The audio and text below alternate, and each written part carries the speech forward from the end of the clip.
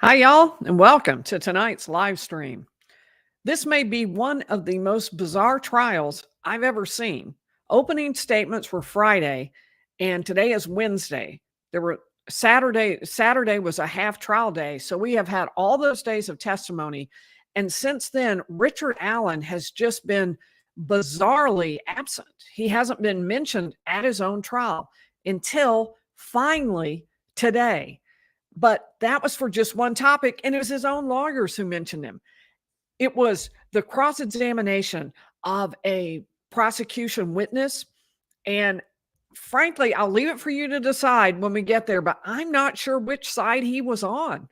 I'm not sure he was in favor of this being a trial against Richard Allen or not. I'm going to tell you about everything that happened today. It is looking so far like the state is taking a very long time to get to the evidence against Richard Allen. It is really taking time. In 2017, Libby German and Abigail Williams two young teens, ages 13 and 14, were abducted and murdered from a local park in Delphi, Indiana. And the state is accusing Richard Allen. Now, this is 7 years later. The girls were killed in 2017 on February 13th, sometime overnight between February 13th and 14th. There are no cameras in this courtroom, and there is very limited seating. There are no phones allowed, no tweeting. So it has been extremely difficult to get reports out from the trial. So the only way to get reports is to have boots on the ground. I have traveled from my home several hundred miles to Delphi, Indiana, to sit in the courtroom and to bring this trial to you. I think it's really important. It's important for Libby and Abby, obviously. It's important for their families. It's also important for the question of whether or not Richard Allen is getting a fair trial, for the question of whether or not a public trial is important and whether or not it's being effectively given to him, whether his constitutional rights are being protected. So that's why I'm here. I want to see it for myself, and I'm bringing it to you. Today, we have heard from, I'm your eyes and ears in the courtroom. So I'm going to kind of walk you through what happened today. And today we heard from Sarah Carbaugh. If you've been following the case for a while, you know she is the muddy, bloody witness, is what I'll call her. And it was wild and entertaining. I will tell you about what happened. It was definitely an out of the ordinary examination of that particular witness. Then we had testimony from the forensic pathologist who conducted the autopsies of Abby and Libby, Dr. Roland Core. And that was brutal and difficult. And we learned some important facts that I'm going to share with you. I'm not going to go into sordid detail because I realize that can be disturbing, but I am going to tell you as much as you need to know. There will be no photographs shown of them. For one thing, nobody has the photographs, so that would be impossible anyway. The exhibits are not being offered to the public at this time. So this is frankly just a very closed trial. It's very difficult to get information. By the way, please check me out on Twitter at LawyerLeeW. I'm going to be tweeting several times a day, not during the day because you aren't allowed to have a cell phone in the courtroom, but I'm going to be tweeting several times a day talking to you about what is going on in the trial. So I'll do some wrap-ups there. So follow me over at LawyerLeeW on Twitter.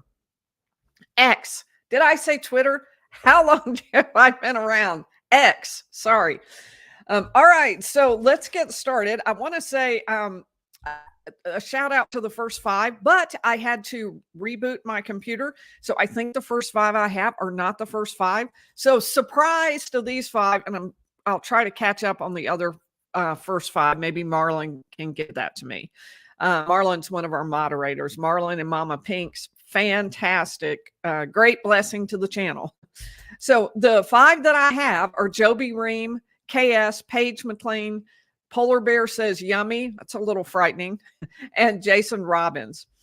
I also owe a huge shout out. One of the issues with access to the courtroom is the fact that only 24 seats are allotted to the public.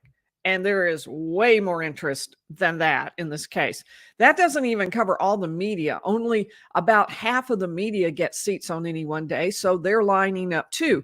That means it's all very, very early in the morning in the cold. And this morning, Lauren and Justice, courtesy of their Lauren's mother, Julie, arranged for them to wait for me in the cold. And I cannot tell you how grateful I was.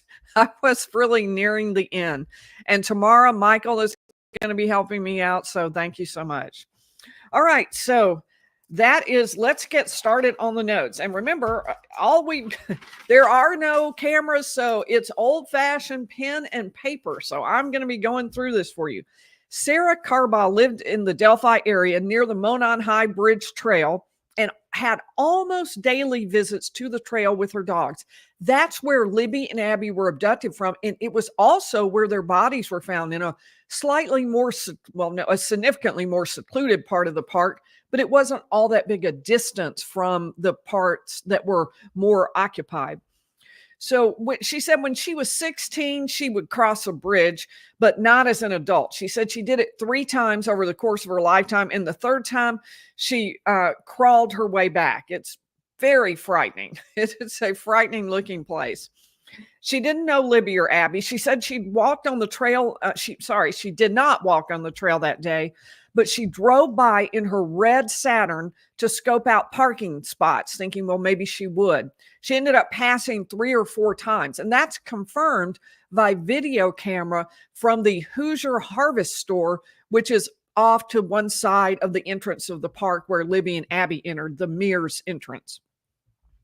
So about 4 p.m., she said she noticed that there was a group with a girl with bright blonde hair wearing hot pink, and the group was standing at the entrance of the park looking stressed out. Now, the timing aside, that would probably, it may or may not be correct, but that would probably be Libby's family. She had been dropped off at the park by her sister. She and her best friend Abby were going to walk on the trails that day. It was a day off school, a Monday, pretty warm, and they'd gotten the day off as a makeup snow day. So they were going to have a little fun and walk on the trails. But on this particular day, they were dropped off, the 2 of them, by Kelsey, the older sister of Libby, and they were supposed to be picked up later by another family member, but they didn't show up. And that's when everybody started to worry and started looking around the park and trying to find them, and began the saga where they looked until 2 a.m. for the girls, along with the police, and then ultimately found their bodies the next day. So Sarah Carbaugh says that she saw a man covered in mud and blood walking on the side of the road past the edge of the park. And here, let me see if I can add one of my maps, which hopefully will be clear for you. Let's see. Will this one do it? Let me see if I can add a map. Just a second. Give me a minute. Okay. Yeah. See where the Mears entrance is? And I can't make it any bigger, unfortunately, but I may have a slightly bigger version of this. Let's see if I do. We'll try this. Let's see. Yeah, there we go. Okay. So you see where the Morning Heights Cemetery is on the Monon High Bridge. And there is also that road running by the Mears entrance is right across from the Mears farm, about where you see the O in the word Monon High Bridge. And then there is that road you see along there is where Sarah Carbaugh was riding back and forth that day. So she was looking at the entrance to the Monon High Bridge inside there, and she wasn't seeing anything parking, I assume, at least. She certainly didn't go there. So going back and forth between these two, you can see where the Mears farm is. And then this particular one, you see where the Mears farm was on that one. There's a white building there. I don't know if you can see my cursor, but I'll circle it if you can. That is the Hoosier Harvest Store where the camera was located. So Sarah Carbaugh was driving back and forth along this road next to the Mears entrance. And she saw this man walking on the side of the road. He was on the north side of it, which you can see north is the upper part in this, walking west toward town, and town is to your left on this picture. That's Delphi.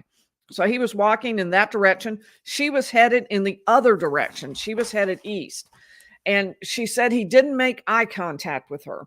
Afterwards, she saw, and I'll make this larger, she saw a picture of what's known as bridge guy. It was a still shot taken from a video that Libby took on her phone.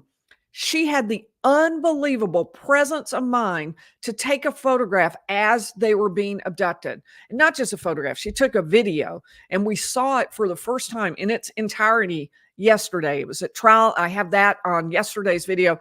Mind you, I don't have the video. No one has the video. But what I did do is describe to you what I saw in that. So she sees the picture of Bridge Guy released from the still shot that Abby took and said, I recognize him. She said, I recognize him as the muddy, bloody guy I saw walking along the road. She said his demeanor was very sketchy.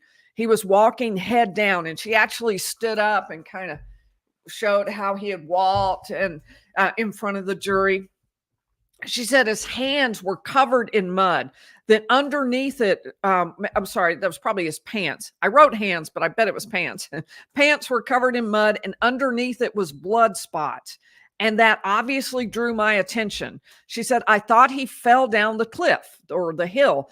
And I remembered the orange glow of the sun behind me as I saw him. I wrote a note. She really seemed to be enjoying testifying. I'm not sure how long that feeling lasted because things took a definite turn for the worse on cross-examination.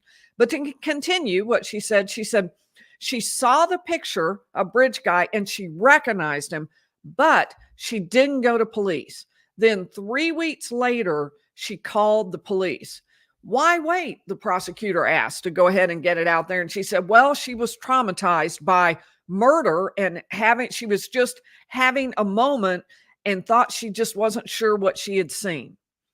Now, several months after this, law enforcement contacted her and she gave a statement. At this point, the cross-examination began. It was by Baldwin, who is a great attorney, one of the defense attorneys for Richard Allen. And he went through not just one, but 3 interviews that she gave police. The first interview, he said, you used the word mud 11 times, didn't you? And you never said the word blood. You said mud 11 times. The witness said, well, I believe I did, but law enforcement just didn't catch on to what I was saying. And she said, and I was nervous and mumbling. So she said, I did say blood, but there's a transcript of what I said, and it doesn't say blood, but they just missed it because I was mumbling and they just didn't catch on. So she said that at her second interview, where she was interviewed a couple of weeks later on June 19th of 2017, she said mud. The defense lawyer asked her, well, you said mud 13 times there, didn't you? And she said, I also said blood. I believe I did. And she said, there's an hour's worth of the video of me that's missing. And at this point, they got into a back and forth, and she said, we're doing this again. And the defense lawyer took off his glasses and said, yes, we are. Oh, this is going to be good. This is really going to be good. She said, but I remember talking to the officer about it, but he refreshed her recollection by showing her the transcript of this second interview. And she took her time going all the way through it and was, okay, well, I don't see the word blood, but I remember talking to the officer about it. So it must be in that missing portion. And then there was that third interview. That was in March of 2019. So 2 years now after the murders have occurred. And in that third interview, ironically, she never used the word mud. She only said blood. And she said, well, I think I said both. But he read some of the things she said on the transcript. For example, it looked like a hog had been slaughtered. And then she added, I've never slaughtered a hog. That's a classic line for a trial. And said, did you, and the the cross-examiner asked her, did you notify law enforcement right away when you saw this guy covered with blood like a hog had been slaughtered? And she said, well, why would I suspect him of murder? I'm a woman. I'm not going to stop and help a man. And it was really testy exchange between them too. It was very testy, and you could really see the jury reacting negatively. And she told law enforcement that he had a coat that was tan instead of blue in one of the early iterations, and later it changed. She said, well, it changed to blue after this. He said, it changed to blue after your second interview. And she said, yes, it was always blue. But in my first interview, I was just thinking of the mud, the brown mud. So I said brown, but really it was blue, even though I said brown. And at the first interview, she said, apparently she did say, I don't want to see the man's photos because it might influence me. But the questioner or the interviewer put it in front of her anyway and asked her, said, here it is, even though she said she didn't want to see it. She didn't want it to influence her memory, and said, well, that, sorry, take me a minute. All right, that she said the man put it in front of her and specifically said to keep looking at it. The man told her to keep looking at it. And the transcript showed that. The defense says, well, that's when your story started to change, right? When you had that photograph put in front of you, and now you had to match the photograph. So the man with the tan coat became the man with the blue coat. The man who was muddy became muddy and bloody. And so you were trying to match this still shot from Libby's camera, Libby's video. And that's what they're arguing. She also said that he had a brown sweater under the tan coat at one point, that he had curl to his hair, that he had a little hair poking out. She now said, well, it's hard to say if it was curly. At the time, she also said he had very effeminate eyes. And she said, what? She said, I never said he had, and I think she said romantic eyes. And she said, I don't remember saying that. So there was going to be a refreshing of the recollection, which is where the lawyer hands a transcript to the witness and they look at it and say, okay, yeah, that's what I said, or no, that you've gotten it wrong. So in this case, he said, well, would it help if I refreshed your recollection? And she said, no, I'm good. This was some crazy testimony here. This is the fourth witness who has seen someone in the park that the prosecution has put on. And without fail, each of these witnesses has had a great deal of difficulty describing anybody who looks remotely like Richard Allen, the defendant on trial for murder here. And very interestingly, even though he's sitting in the courtroom and they're saying, yes, I can clearly identify Bridge Guy, and this is what Bridge Guy looked like, even though all of that was there, not one of them was asked, and is Bridge Guy present here in the courtroom? And then they could have said, why, yes, he is. There he is sitting at the table over there. How many times have you seen that on TV, right? Pretty common. They say, can you identify, and is that man sitting here in the courtroom? Yes, there he is. And none of that has happened. No one from the stand has identified Richard Allen. Not this witness, not the other three who have come on and said that they saw someone in the park. Nobody. So that's extremely telling, I think. So there was also a cross-examination about, you claimed not to have your phone with you all day. Isn't that true? And she said, I feel like I would not have driven around without my phone for hours in this day and age. And my cell phone pinged off the tower. So your information is incorrect. Now, at this point, there wasn't really any kind of impeachment of her. The defense lawyer didn't take it anywhere, but it sort of reached a point where he didn't have to, because now the jury just no longer knew what to believe about what she was saying. She claimed to have seen him for 30 seconds, even though she was traveling at 35 miles an hour past a man walking in the opposite direction. She said he was wearing extreme layers of clothing on a warm day, that he was being weird and was covered with mud and blood. She was hostile and sarcastic at this point. She said, well, I can't tell you how many freckles or if he had effeminate eyes, but she said, I could clearly describe him and tell what he looks like. And even so, no one said, is this the guy over here? So when she said he had a tan sweater, she said what she meant. This is back on redirect. She said she was describing a hoodie, and she wasn't sure if it had a hood, but kind of a hoodie thing with pockets in the front and a pullover. She said he had a hat. It was odd to me, but I'm only familiar with baseball hats. Everything else is odd to me. I've been shown so many hats in all the interviews. And the prosecutor asked, well, could you maybe have mistaken a hat for hair? So in other words, she thought he had a hat, but it was just his hair she was seeing. And she said, well, yes, that's possible. I remember it was a weird hat. She said the man had his shoulders hunched, pulled into himself, and he had his hands in his pockets, which is exactly what the still shot on Abby's phone, Libby's phone looks like. All right, more, and excuse me, she said an hour to an hour and a half of her second interview was missing, and she figured that's when there just had to have been her discussion about the blood. She mentioned it to them, and they just didn't capture it because they were missing video. There were raindrops on the coat, and on his coat, there were splatters of blood. He had to have been right by the river because he was really muddy. He was caked with mud, she said. So she says on the first interview, she said mud and blood. On the second interview, she said that. And on the third interview, the reason she only discussed blood was they'd already covered the mud, and the blood was the most important sighting of what she had seen. So there was recross then, again, by the defense attorney. And the defense attorney said, well, in your third interview, you were exhausted talking about mud, so you just didn't mention it. Is that it? And she said, well, we, the officer and I, focused on blood. That's what we focused on. And that he said, well, you mentioned mud 13 times without blood in that second interview.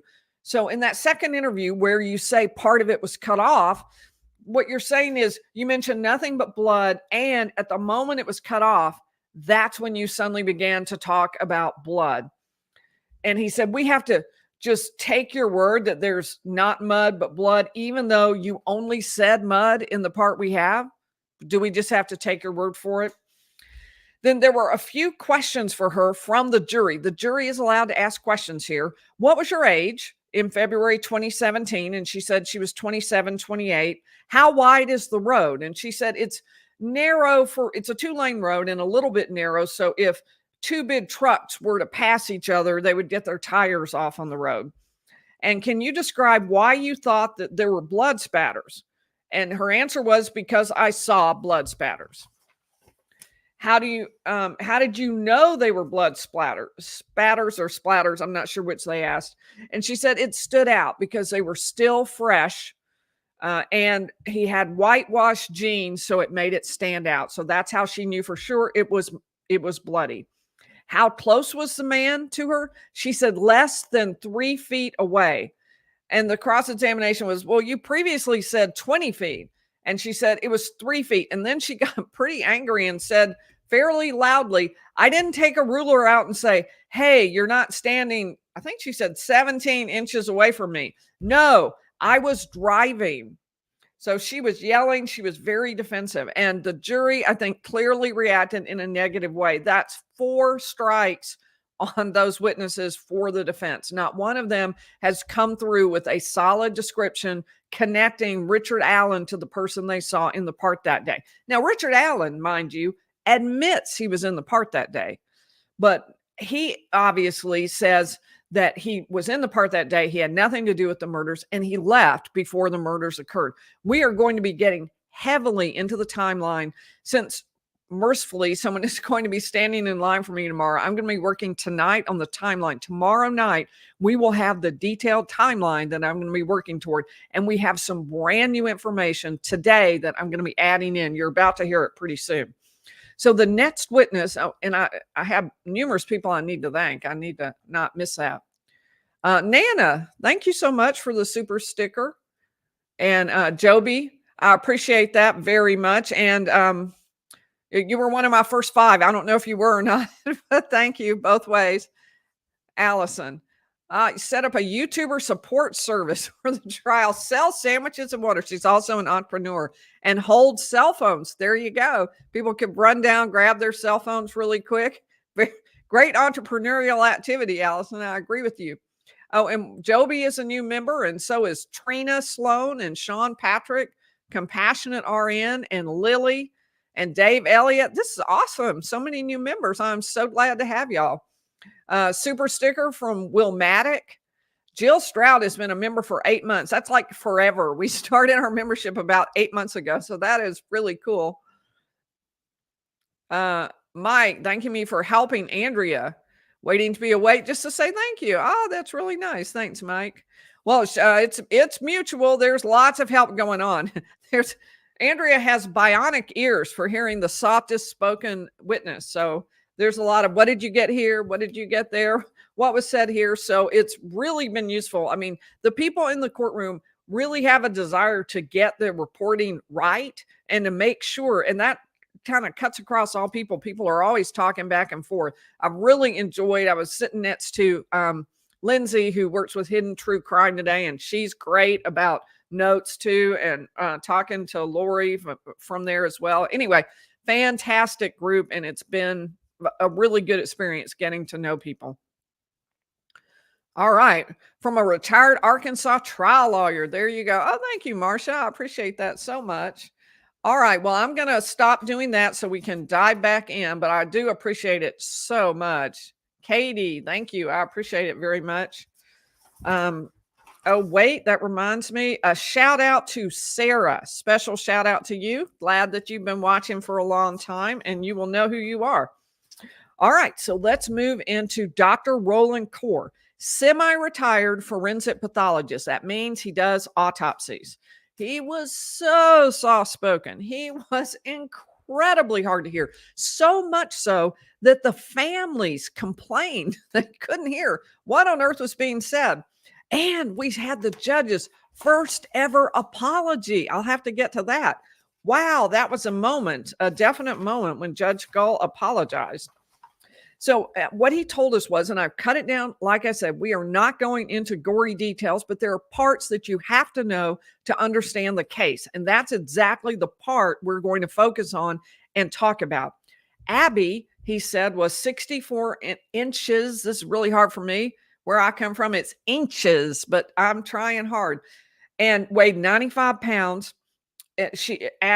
Libby, same height, gave her weight. One of the things he did was check to see whether or not either girl had been a victim of SA or SV. And in this particular case, the answer for both was no. Now, that was not at all intuitive. Libby was found completely unclothed and lying on her back, one arm up, one arm by her side, and like I said, completely unclothed. Abby was clothed. However, she was wearing some of her clothes and some of Libby's clothes, including 2 bras, both hers and Libby's. So it was a definite thought that perhaps something had happened. But from what they could tell, he said, there was nothing suggesting traumatic contact of a nature related to SV. He said, it doesn't mean that there was no contact, but normal contact in that way would not leave somebody with the kind of injuries or wounds that he would be looking for using this kit. So that was something we had heard about, but it was also a really great relief to have that confirmed. Now, both of the girls had cuts on their necks. That's how they died. That was the wound that actually killed both girls. For Abby, there was only one wound incised. It was cut. She was cut across her neck. There was no blunt force trauma. There were very faint linear marks across her face and mouth. Now, interestingly, and this is one of the things where I tell you we compare and we are trying constantly to figure it out. What I drew on mine was, he said there was one line here and one line here, very faint. I couldn't really see it on the photograph. He pointed it out. Now, several other people around me, enough so they're probably correct, said that the lines were both down here. He said he thought, well, could it be maybe tape across her mouth, something like that, which also makes me think it was one up and one down, but there were so many of them, they're probably right. What could it have been, cloth or tape? And he said he checked and there was no residue that you might have with tape. So that made him think, no, probably not. There were no signs of restraint. Now, weirdly, and Libby and Abby were treated completely differently. I mean, one clothed, one unclothed, but Libby's neck had 4 or 5 cuts. Her right carotid, her left carotid, and her left jugular were all cut. And it was at this point, and I wanted to go ahead and say that the judge, we came back from a break, and the judge apologized for the sound. Her statement was, people, can't hear. I know that. And she said she hoped the designated media who have the best seats in the house could hear and could get it out to the public, which of course did not answer the family's concerns that they couldn't hear because they haven't been given those front row seats. So there were drawings and diagrams of where the jugular vein and where those various things that had been cut in the neck. All right, I'll be more precise. Let me go back. I've already forgotten the words. What were they? Carotid. There we go. The carotid and the jugular. He drew that, but there were also actual photographs of both Libby and Abby. And those were obviously extremely disturbing. And the family completely stoic. And they wanted to know. That's what I envisioned anyway. That's how it looked to me. Like they wanted to know the truth about what had happened. And it was really just horrendous. And with 4 or 5 different wounds on Libby's neck, just appalling. Abby had pooled blood on her neck, which you could see where it had been cut. And she had a white sheet below her that had a little blood on it. So my thought was, and no one talked about this, but wait, is she still actively bleeding? Because she's supposedly been dead for hours. She's maybe even almost a full day. And this is even after that. So why is there blood on the sheet that they picked her up in and put her in a body bag and brought her for the autopsy? So why is there blood on there? I can see where there might be some transfer, but it should be dried by then. But somebody near me pointed out, I think it was Lori, said, well, that she had been at a trial, and when somebody had been picked up, there was pooled blood, and then as their body was turned, some of it came out. So perhaps that was it. Perhaps that's why there was blood behind them. But nobody answered that question. It was something I wanted to know the answer to. So, all right, let's see. All right. One really important point. Again, nobody talked about this one, but I wanted to know very much. Abby's back was covered with dirt. And there was a comment by him, this is dirt on her back. Well, that would have been underneath her clothing. So why would she have dirt on her back? That was confusing. And I wasn't totally sure.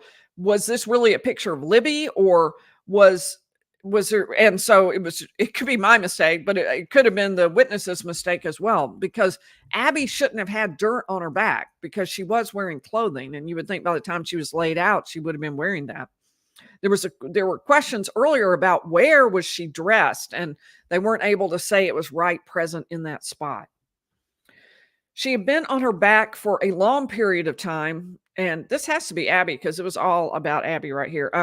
And he thought it had been at least 8 hours just based on what he was able to see. Libby, also no evidence of any kind of SV, which was a huge relief. Those wounds that I mentioned, I think we're almost done with this. So I know you're probably ready to move on past this, but I do want you to know enough to be able to understand the case. Initially, oh boy, this cross was really good. Initially, the witness decided that at least one of the cuts, and he showed a picture, was done with a serrated knife. And some of them were not done with a serrated knife. That was a defense argument. Well, if there are 2 knives, there must be 2 people. Because why would one guy be carrying 2 knives? That seems excessive. It's not very likely. But the witness said that after having in 2 different reports, he put serrated, but ultimately he decided that it was not serrations, that it was actually the handle of a box cutter, which has parallel ridges for thumb grip, and that was what had made these marks, and it somewhat kind of resembles that pattern you might see on the rubber. He said and so there was great cross-examination on that. I'll get to it in just a minute. He said to lose enough blood, Libby and Abby would have been alive at least 5 to 10 minutes. And Libby, had more cuts, but her reaction was to stop the bleeding. He said a natural reaction. He doesn't know, but her hands were bloody, to stop the bleeding by applying pressure. And they mentioned she had swelling of the brain, possibly from something like that, although they never really explained why they were asking all these questions about cerebral edema and whether or not she had swelling in her brain. So they could not determine with any kind of precision when exactly the girls died. And that's a big point of contention, because what the defense thinks happens is the girls were abducted. They were taken down to a road right below the bridge. They were told down the hill where they were taken to this road. They were driven somewhere and brought back sometime after the search was called off at 2 and before it resumed at 6:30. And their bodies were placed there in a clearing, not really a clearing, but a flattish area south of the cemetery and above the creek, not all that far from the creek. The prosecution thinks that's not at all what happened. They were ordered down the hill. They were forced across the creek, and then they were forced up to that flat area, and they were killed probably right there in that flat area. Now, they could not determine, like I said, with precision when they died, but he said 40, 41 hours, something like that, before the autopsy, which would put it at the time the prosecution wanted. But at one point, he had said something different, the defense pointed out. He'd said 24 to 48 hours, which would open up that window for the defense to also be correct. So he said he could not say much about the type of weapon that was used, and he admitted that. He said you can inflict these types of injuries with any instrument, from a pocket knife to a kitchen knife. For Abby, also probably 10 minutes, she might have had the opportunity to react. Her airflow was not restricted, so she could have cried or screamed. One of the things that the defense has made a big point of is that nobody in the park had any idea this was going on. No one heard screams. No one rushed to their aid or was concerned or called the police. And the defense says that's because they weren't there. They were taken somewhere else. Otherwise, they would have screamed. They would have run around. This is a 5'5" guy. How's he going to manipulate two girls, force them up a hill while he himself is climbing up the hill? How's all that going to happen? All right. Libby, 4 to 5 injuries. He said he could not tell whether a right hand or a left hand inflicted the wounds.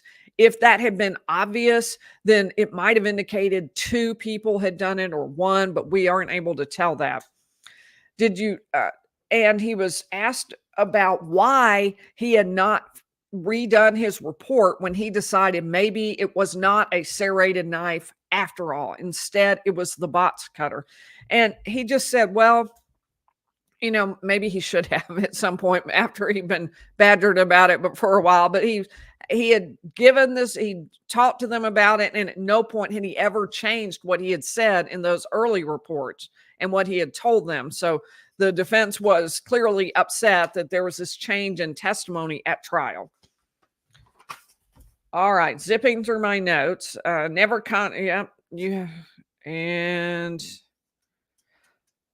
I hate silence. Let me keep talking. He said, yeah, it might have been a good idea to generate a supplemental report, but he just couldn't say that with any certainty. The next witness, Christopher Cecil. Now, I'm going to thank a few people in between, but this was really interesting. He is one of the more honest witnesses I've seen, somebody who will just say what they think and they aren't worried at all about what people are going to think about it. Those are really refreshing witnesses. There aren't a lot of them, but they have a lot of credibility when they do that. But it was difficult to tell. You will be astonished when I tell you what he said about Richard Allen and whether or not he could connect Richard Allen to this case. So let's dive into that. I am going to thank a few people. So I thanked Katie, mom of Hess the Mess. I like that name. Oh, thank you. I really appreciate that so much. Michael, thank you for the video. I appreciate that. Jessica, new member. And Cosmic Shy, love your channel and hair. Oh, thank you. Thank you very much, Cosmic Shy. Punk Rock Harley, thank you so much. Daniel saying he prays that they're in the presence of the Lord Jesus Christ. I agree with that. Bless their little hearts. It's a truly heartbreaking case. And that's one of the reasons it's so important that it get the right defendant, that the right defendant be sent to prison forever. That needs to happen. That really needs to happen here. And when you see the photographs of the scene, the autopsy photos were also bad, but for me, the more moving photographs were the ones at the scene, and just made me absolutely incensed on behalf of these girls. Just outrageous. Wow, April, that is a terrifying story. That is truly, truly terrifying. Yeah, I understand why you want to know about the case. Thank you for saying that. Gladys, thank you, new member. And Nikki Teeny is a super sticker. Thank you. I appreciate. Thank you. Every day is giving me coffee expenses. I tell you what, in those cold mornings, that's super important. Isabel, small contribution. That's very kind. Thank you very much. And Raspberry Beret Vintage, 10 lawyerly memberships gifted. Thank you very much, Raspberry Beret. I appreciate it. Okay. Michael's mom is saying thank you for the dog compliment. They have a very cute dog. All right, Janet, super sticker, and I'm going to stop right there. Thank you very much, Janet. And I'm going to stop there so we can dive back into Christopher Cecil. He is the commander of internet crimes and crimes against young people. I'm trying to use my words correctly. Task force with the Indiana State Police. And he was a computer forensic examiner with the Indiana State Police in 2019. They had a brand new piece of equipment called Gray Key. He could not wait to use it, as any techie knows, and he volunteered to re-examine Liberty's cell phone. Obviously, hugely important. Remember, it's where she was taking Snapchat photos at the park that day. That helps give them time frame. And then, of course, the video that actually shows a man walking toward them on the bridge.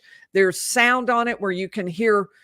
Oh, by the way, yesterday I had said I thought it maybe was Abby's voice that said something like, there's no way to get there. There's no path. Some words like that. And a sweet, soft little high voice. And yesterday, Libby's mother told one of the local media that it was Libby's voice. So there's some confirmation of that. I didn't know, and I thought maybe it was Abby's, but it was Libby's voice. And that's about all you can hear. That is all you can hear until they enhanced it. And there are a few words you can hear that say, guys down the hill. But it took a lot of enhancement and a lot of work to add that so you could hear and understand those words. And that was the only part that they enhanced. There's some more talking by that high voice, girl's voice, but there's not much. And to me, it looked like when she was taking this video, she was trying to conceal the fact that she was using her phone, that she was taking the video. It was about 43 seconds, most of which was pointed down at the ground, but it was kind of moving around. Only briefly did it move up and show something on the bridge. I personally, in it and from my angle, never could see the guy. It was really brief, but that's where they got their still shot from of the man now known as Bridge Guy. And the question, they think Bridge Guy is the guy who abducted them.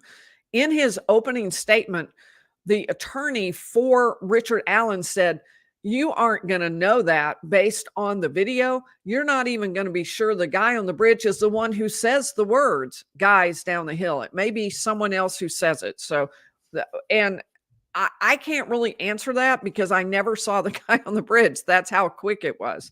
I can see where it might not be the right guy. And there are some people looking into doing studies about how far he was on the platform to try to do some measurements. I'm hoping that there will be an expert witness who will give us some information about that and whether or not Richard Allen's height fits there or anything along those lines. So what he did was look at Libby's phone, and he generated a report, multiple reports. Every time they came out with a new version of the software, he would redo it. And so he or another person working in law enforcement would redo it. Liberty and Abigail Williams were both using the phone, he confirmed. One of the fascinating things he gave us, all of this will be included in the timeline I'm going to be working on tonight. The witness talked about the activity data on on Libby's iPhone. And this particular data showed steps, it showed distance walked, and the stairs climbed. And the question is whether or not that can fit with the prosecution theory of the case or can fit with the defense theory of the case. At 1:31, there were 1,682 steps taken. At 2:08, 414 meters. All of this will be in the timeline, so you can kind of get a sense of how it all fits together. Then at 2:25, 68 steps for 50 meters, and at 2:31, 2 floors, which he checked and would be roughly 20 feet. So if it's not literal steps, then the distance that would have to be dropped down for Apple to count that as a floor would be 10 feet. So every time you move 10 feet down, it's going to count that as a floor, whether with literal steps or just a change in the altitude. So, and the 2 floors, nobody asked him this, but I'm pretty sure that can be up or down, that it doesn't matter which direction you're going. Now, remember that at 1:39, 1,682 steps. So a problem is at 1:49, Libby and Abby were still in the car, or at least the car had dropped them off and was now going away. And Kelsey, the sister, said she just dropped them off. She didn't wait a substantial amount of time. And then at 2:08, you've got meters walked. At 2:25, you've got 68 steps, 50 meters. I even missed. This is why you need a timeline. 2:13 is the down the hill video. After that, 68 steps and 2 floors. So that would sort of account for they walk down the hill to that road, and that would be probably 2 floors. It did look pretty steep. But how does that account for them walking to where the creek is and walking across the creek and then up the embankment on the other side? So it did seem like that might be super important, and that if we do a timeline, maybe we'll get some good information to try to evaluate the theories of both sides. So do not miss tomorrow night. Tune in. It's going to be really important. We're going to be looking at all of that in context. So be sure to do that. So and remember, the phone was posting during all this time. So at 1:41, the phone posted a photo to Snapchat. At 1:43, another one. And this was probably in the car, which doesn't really fit with the steps of 682, although they were in a range. They were in a range of between 1:31 and 2:08. So it does make things a little harder to evaluate. At 1:43, there was a picture. It was one in the car with Libby in the front and Abby behind her. We only know that not because they showed the pictures, but because of the fact that they described the picture. 2:05, Snapchat of the Monon High Bridge, and 2:07 was the last time that the phone was unlocked. At 2:14, Abby was across the bridge with the person behind her, and the video starts at the 43-second video. At that point, someone tries to biometrically unlock the phone and is not successful. At 2:32 is the last movement of the phone. We're going to plug that in the timeline and see how that all works with everything. And then the last recorded data was about, he thought was at 10:22. Can that possibly be? I have to check that number. That seems crazy. And he thought the battery's out. That's why, but it turns out that was incorrect because there was another download on that phone, all of which is very confusing. And I mean, not just to us, but to them as well. He said so. He said so repeatedly. He did a second report, and because there were new software updates, he didn't perform any new extraction. He just reprocessed the data they already had. He fixed a few mistakes, found some additional information, and he said, for example, we saw a video roll and photos that were not stored in knowledge seed. We don't even need to get into that. I'll just tell you that's something they talked a great deal about. But the fact that they use them as tracked, one of the problems that the jury was really worried about was an insinuation from Baldwin that maybe they weren't getting the very latest data. Maybe they weren't getting it all. Maybe they were getting stuff that had been contaminated and wasn't being processed properly. So what the prosecution has been trying to do is shore that up and say, we were very careful. We dotted all our I's, crossed all our T's, and you are getting the absolute right information. And what they were saying here is, we didn't lose anything like a video or a photo, something really important. When this data gets lost and the defense is asking about this lost data every time we reprocess, they're talking about stuff that's underlined, not stuff that matters or that would have affected the case. So they made that point. And before I forget, let me thank a few people. I don't want to run too far behind. Catnapper, thank you so much. Mr. Crowley, oh, thank you. What a nice comment. Thank you. Coffees, thank you. For the wonderful people who are line sitting for me. What a great point. They certainly deserve that. I am so appreciative because I really was kind of at the end. So I'm grateful. There are a number of people and I'm trying to work out the schedule, and I'm just really grateful to all of you. And if there's we still have plenty of slots. So if you have time and you live in the area, please let me know. All right. So at yes, I'll keep going. All right. One of the very confusing facts, and the witness could not explain it at all, was that the 213 video, the all important video that Libby took, actually shows she was located near Delphi High School. Well, she clearly wasn't. We can see the bridge in the video. It's right there. So we know where she is. We know she was dropped off right there at the park, and we can see it in the video. So it's not possible. What he said was that it's kind of like when you do Find My iPhone, or you follow somebody on your iPhone, and when you first click on that person, it shows you a big range, like the person is somewhere in here. And then after a minute, it kind of goes, actually, they're right here. And it zips down and goes to a very small pinpoint. He said that's kind of how it works. And that maybe it just wasn't open long enough to pinpoint it down to the fact that actually she was right there in the park, not over at Delphi High School. The phone stayed on, he said, he now believes, until 4:30 a.m. And it received SMS texts at 4:30 a.m. And it has to be on to receive those. Now that seems contradictory, that it could have been on all that time, but the prosecution wants to say, well, those were just downloaded by some incident. And the defense wants to say, no, they weren't. They were downloaded at 4:33 a.m. because somebody manually handled that phone as they were dropping the bodies off or killing the girls right there. And they left the phone there, and they opened the phone, and that's when the messages came through. So there was no indication, he said, that the phone had been turned off. It stopped moving at 2:32 in the afternoon. That was the last movements.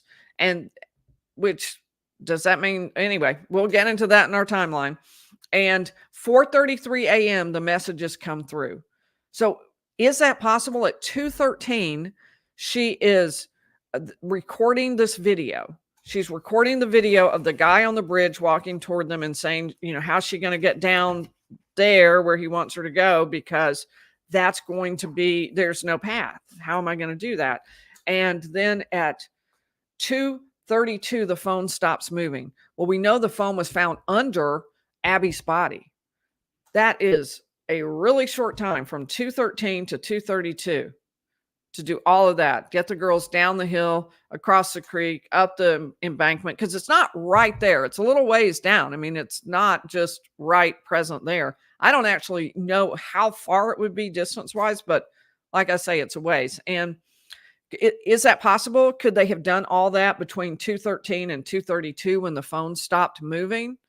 I don't know, but when we build out our timeline, we're going to start spotting stuff like that where we have questions or we want to know more or where we have uncertainty around what exactly happened. So 4:33 a.m. the next morning, that's when those messages suddenly come through. And that is really bothering the jury. They've asked lots of questions about it. At 4:30, 3:06 p.m. a day later, it finally powers off. And the witness says, yeah, that's when it lost power. That's when it fully lost power. All right. Anything else? Around 2:07, the phone was locked, unlocked, Snapchat. We'll put all that in our timeline. He also included a photo he found on the internet that purports to be from Libby's Snapchat, but it isn't on her phone. It's not a photograph on her phone, and it wasn't available when he opened up her Snapchat app. So it was, again, who knows where it came from, and he didn't know either. He didn't recall how he found it. All right, I'm going to skip all that because we'll put that in the timeline. You just really don't want to miss tomorrow. It's really going to be good. Received 0 SMS. All right, we covered that more or less. Lieutenant Bunner connected to a phone. Blah, blah, blah. Sorry, give me just a second. This is the problem when you have to go off. I think today I had 40-something pages of notes. It was a lot of notes. One odd thing that they talked about was the FBI having requested the full file extraction. And he asked Lieutenant Holman, could he provide it to the FBI? But apparently it was never actually provided to the FBI, which is part and parcel of what Baldwin talked about in his opening statement on behalf of Mr. Allen. He said that there was a turf war between the Indiana State Police and the FBI, and they didn't work together, and that meant the investigation was hampered, that things that could and should have been done and looked for weren't.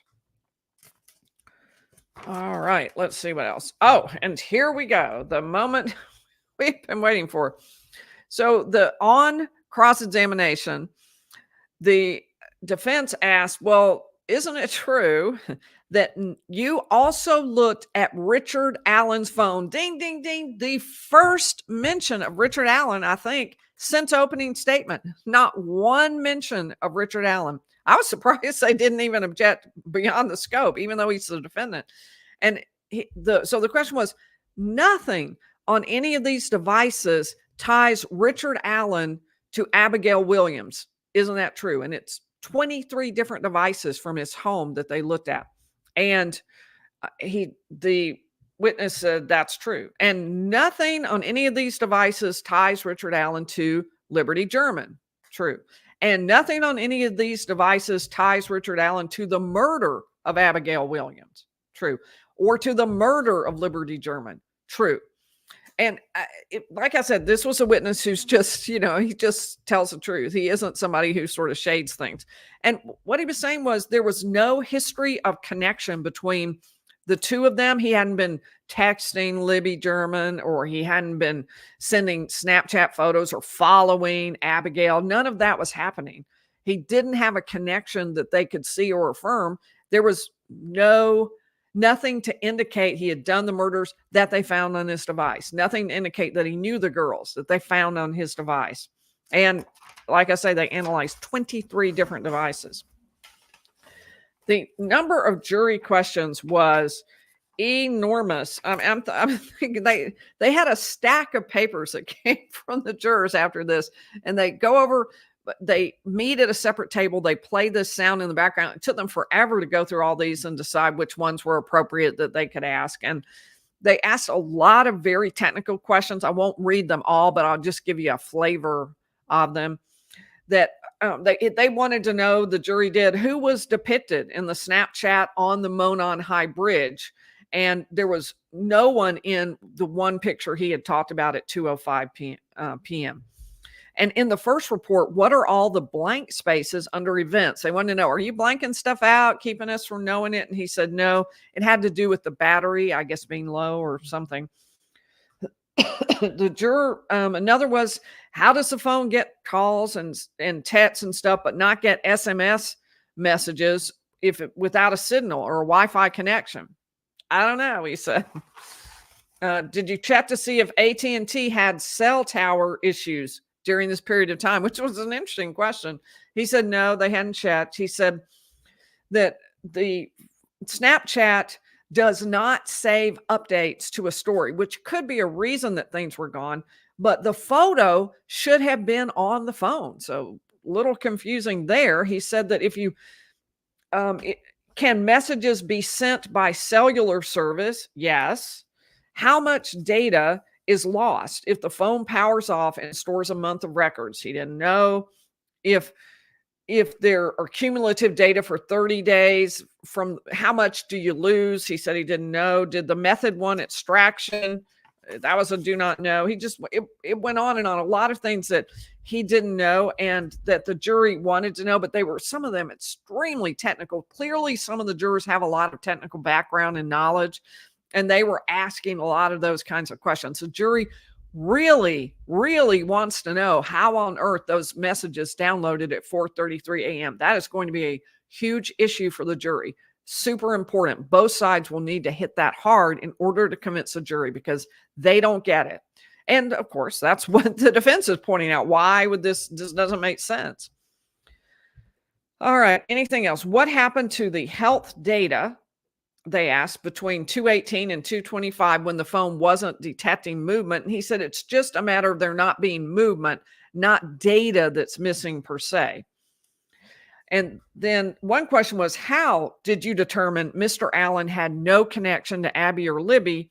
And he said, well, he just didn't find any information about them other than that there were searches looking at news after the murders occurred, but there was no indication that he knew them beforehand. There was some internet search activity. All right, so we have covered the day's activities. I will take a few questions.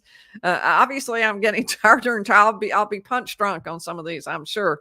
But I'll take a few questions, and let me make sure I have thanked everybody, because there were a lot of people to thank. And I can't tell y'all how much I appreciate it and how encouraging it is to me that y'all come and you watch and you participate and you ask questions and you are contributing. I mean, I'm so grateful, so grateful. And to all the people who volunteered to stand in line, thank you.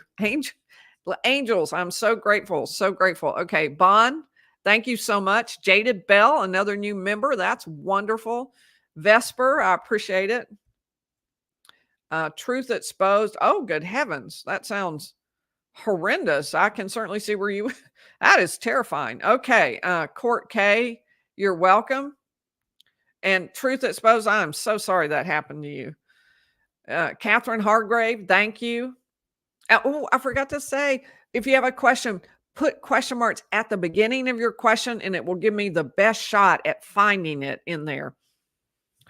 All right. Punk Rock Harley is a new member. Leah is a new member. Lily, thank you so much. I appreciate it. And LA Mac as well. Cheryl gifted 5 Lawyer League memberships, and Marcy Downham is a new member. Blessings galore. Oh, thank you. That's very generous. I am so appreciative.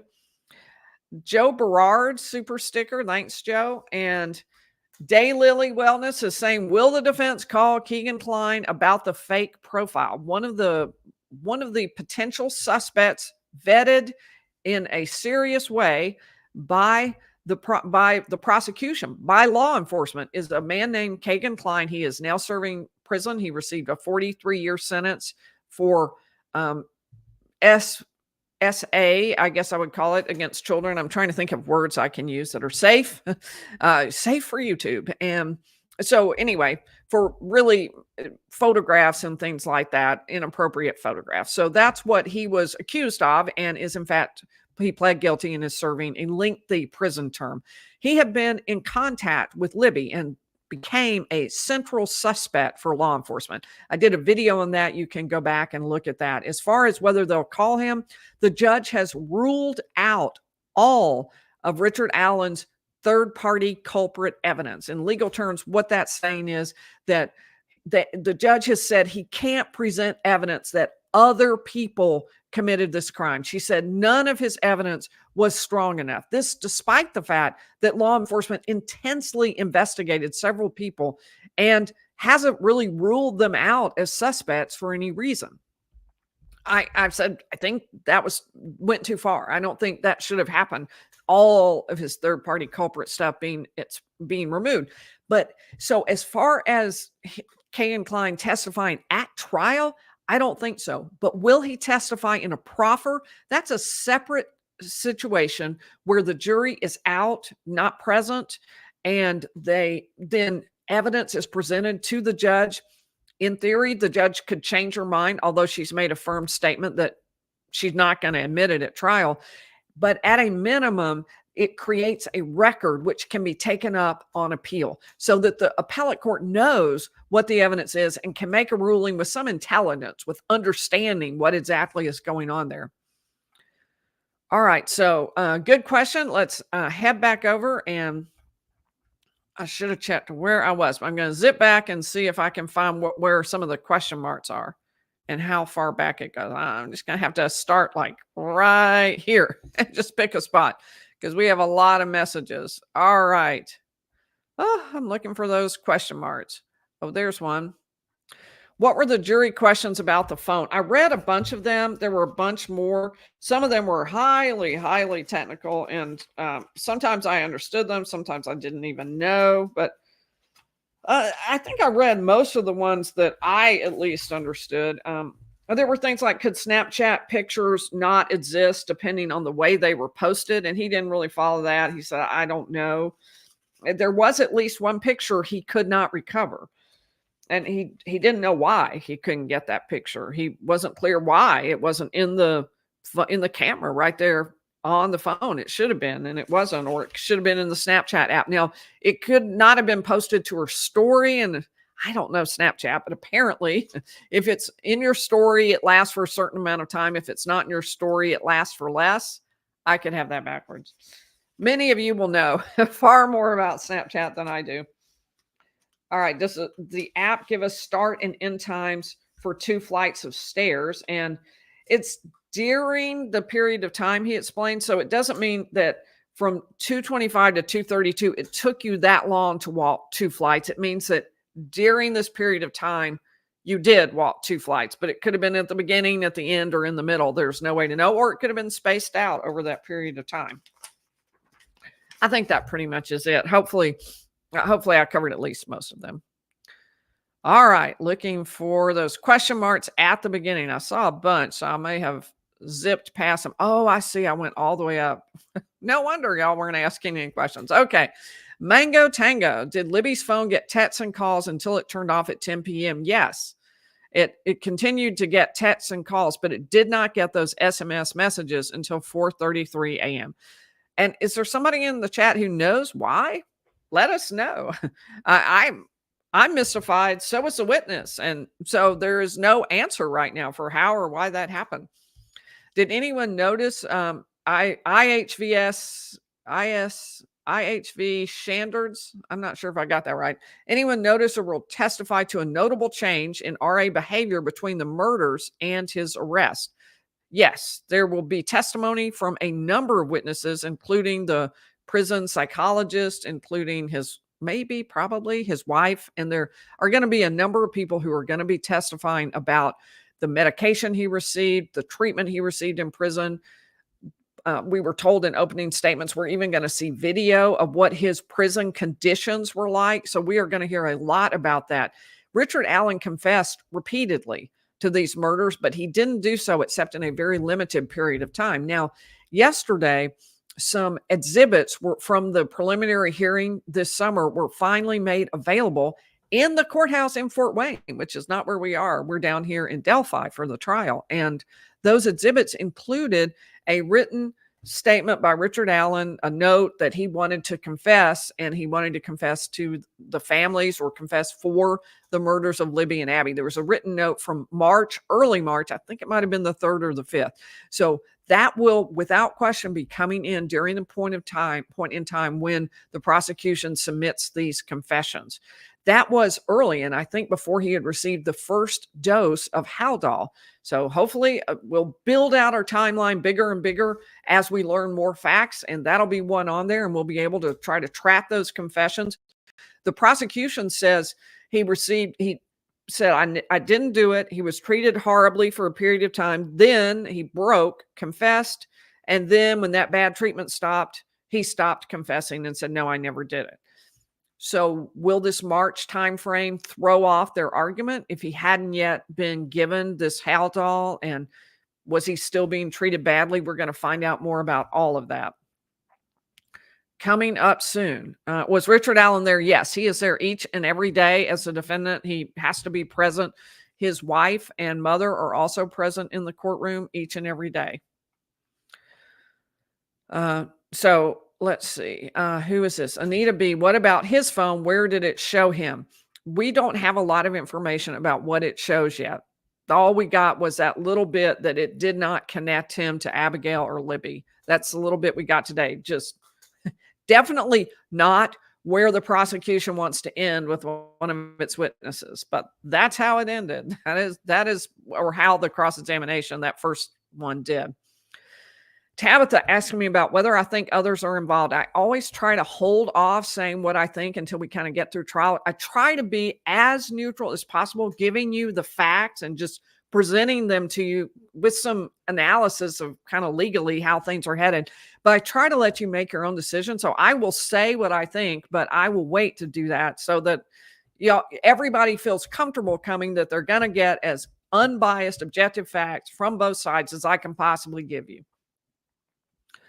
All right. Oh, that's a great idea. Thank you, Finn. Please do press the thumbs up. I would really appreciate it, and should have said that long ago. So please do subscribe. We would love to have you come back for more. I am up here in Delphi, and I'm going to be covering this trial every day, and I would love to have you come back for more.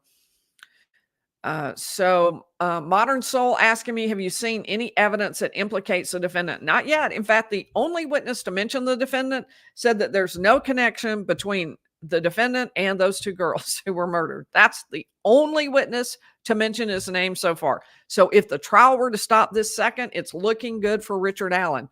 Of course, we have not gotten to the part of the case where they implicate Richard Allen. It's taking a while to get there, and it's sort of weird because he isn't really, it's not that he's not involved in the case. He's sitting there, but he's not actually anywhere in the testimony.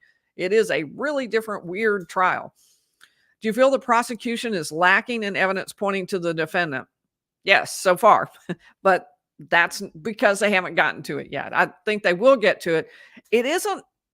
There isn't a lot of it. The confessions are, in my view, what is either going to swing it or kill it. And that's when we'll really get the idea about whether or not he's guilty. Can the defense show that there was this limited period of time and he confessed because of the sheer torture, that's what they would call it, that he was under?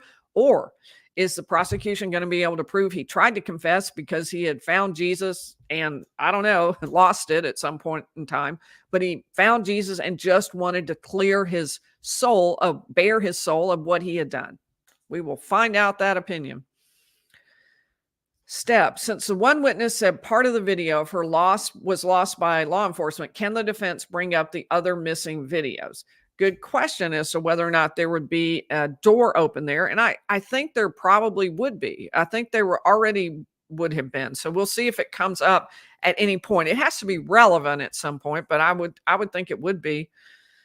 Carla, am I getting enough rest? No, not at all. Not at all. That's why I'm so grateful to the people who are standing in line for me. It's not feasible without that.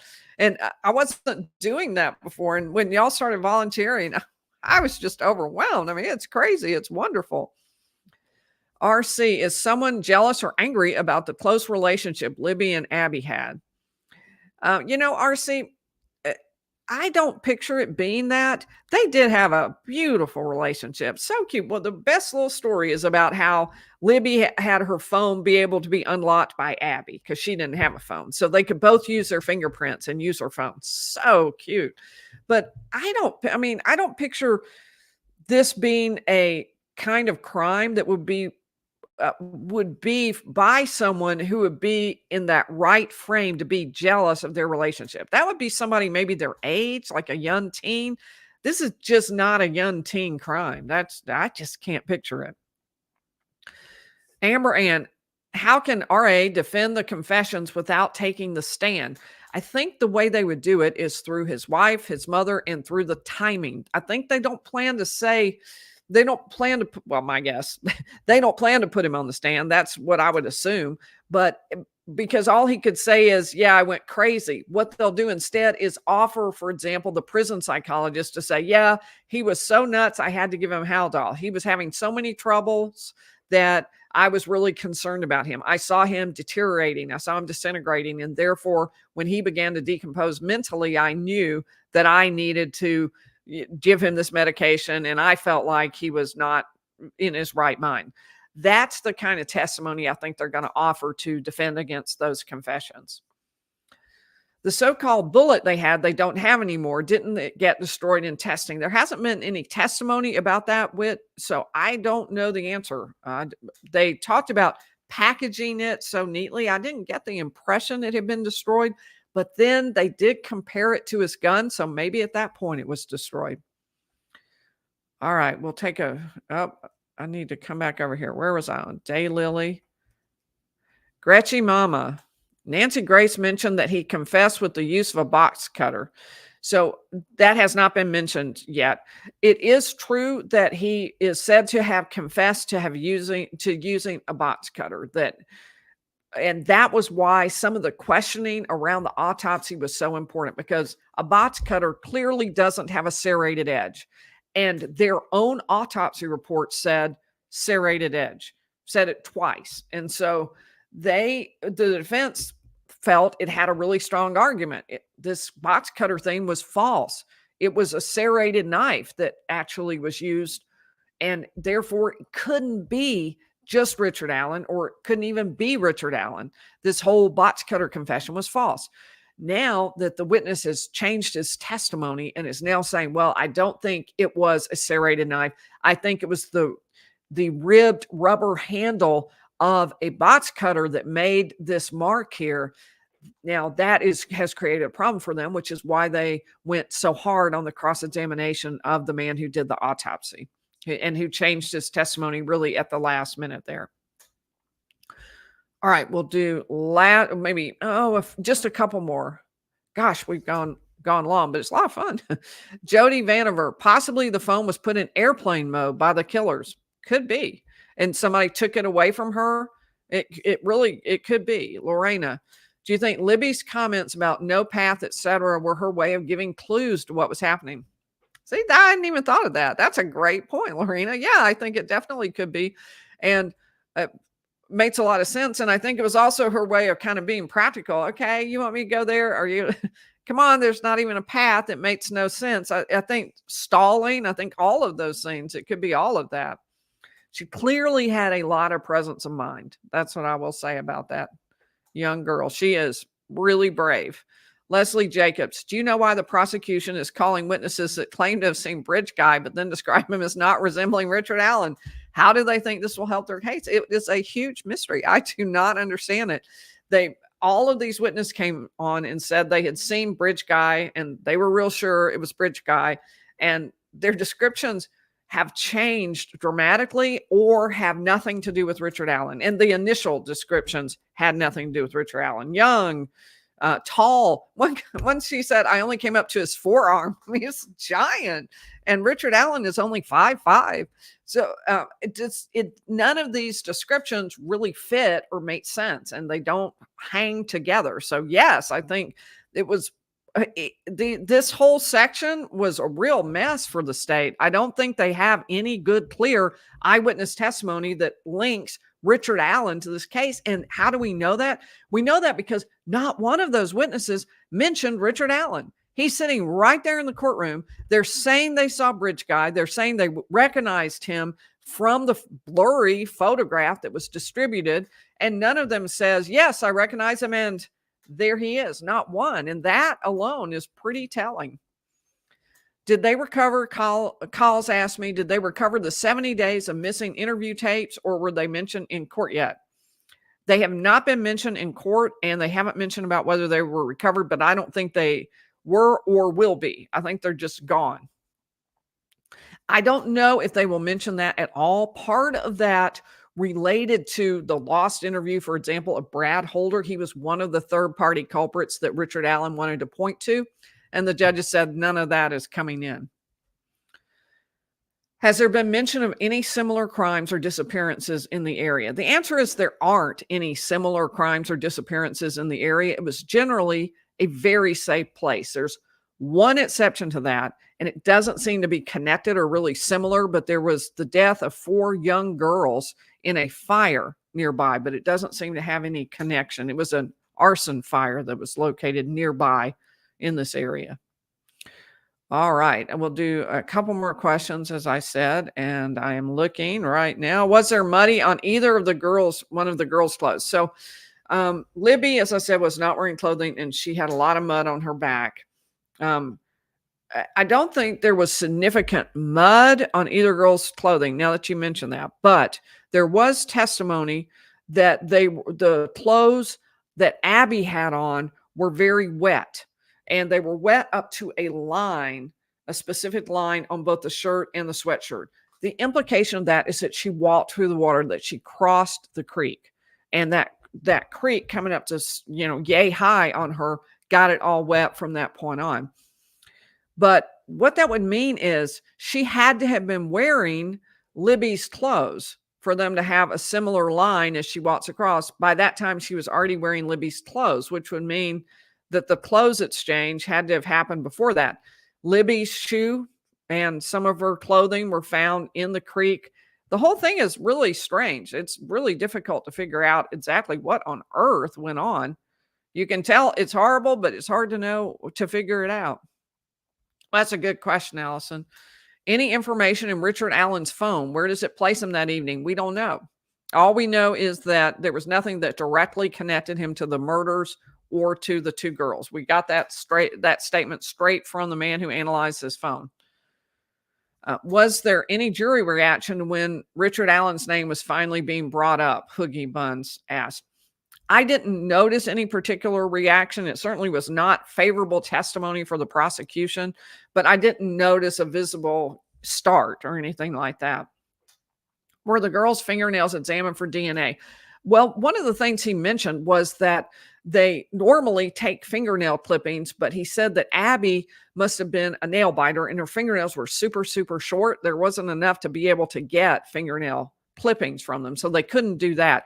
I assume they did for Libby, but now that you mention it, I don't remember him circling back around to that issue and saying, yeah, that's something we did on Libby. And Jolene, thank you so much. I appreciate it. I appreciate everybody. Thank you so much for your super chats and super stickers. I'm very grateful. I'm also super grateful to the people who are standing in line for me. I really can't even begin to thank you all enough.